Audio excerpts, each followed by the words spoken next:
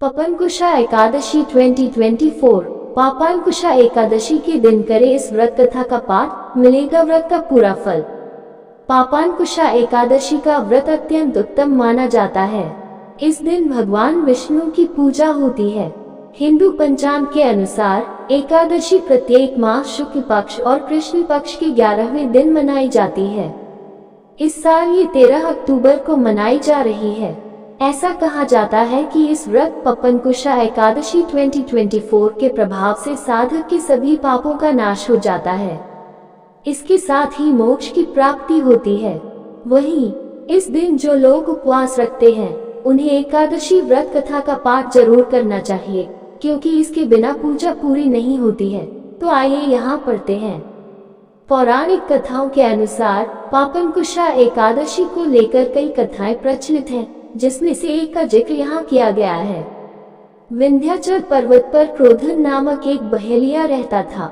वह बड़ा क्रूर था। उसका सारा जीवन हिंसा, लूटपाट और गलत संगति में ही बीता था।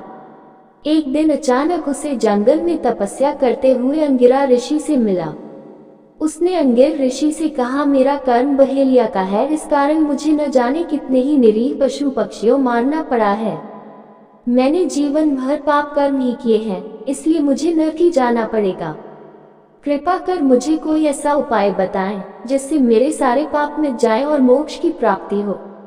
उसकी प्रार्थना को सुनकर महर्षि अंगिरा ने उसे आश्विन शुक्ल की पापांकुशा एकादशी का व्रत करने के लिए कहा।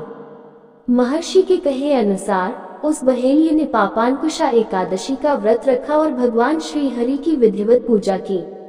विष्णु भगवान के आशीर्वाद से बहेलिया के सारे पाप नष्ट हो गए। वहीं जब यमदूत बहेलिये को यमलोक लेने के लिए आए तो वह इस चमत्कार को देखकर हैरान हो चुके थे कि पापांकुशा एकादशी व्रत के प्रभाव से बहेलिये के सभी समाप्त हो चुके हैं, जिसके चलते यमदूतों को खाली हाथ यमलोक लौटना पड़ा और बहेलिया को भगवान विष्णु की कृपा से बैकुंठ धाम की प्राप्ति हुई।